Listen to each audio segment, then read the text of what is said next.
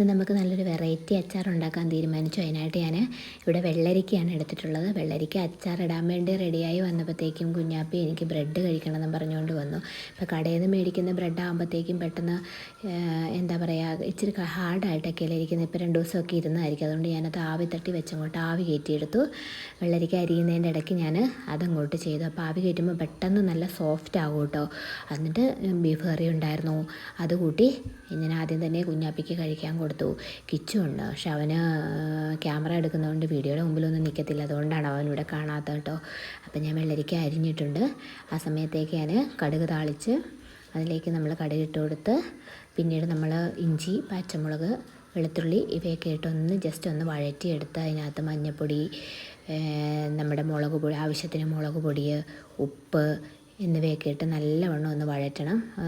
മസാലയുടെ പച്ചപ്പൊന്ന് മാറുന്നിടം വരെ. അത് കഴിഞ്ഞ ശേഷം നമുക്ക് അച്ചാർ പൊടിയും കൂടി ഒന്ന് ഇട്ട് കൊടുക്കാം. അച്ചാർ പൊടിയും കൂടി ഇട്ട് ജസ്റ്റ് ഒന്ന് മൂപ്പിച്ചതിന് ശേഷം നമ്മൾ അരിഞ്ഞു വെച്ചിരിക്കുന്ന വെള്ളരിക്ക അങ്ങോട്ട് ഇടണം.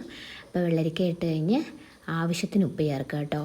ആവശ്യത്തിന് ഉപ്പ് ചേർത്ത് കഴിഞ്ഞതിന് ശേഷം ലേശം വിനാഗിരിയും കൂടെ ഒന്ന് ഒഴിച്ച് ഒന്ന് ചൂടാക്കി എടുത്ത് കഴിയുമ്പോൾ നല്ല അടിപൊളി അച്ചാർ റെഡിയാട്ടോ.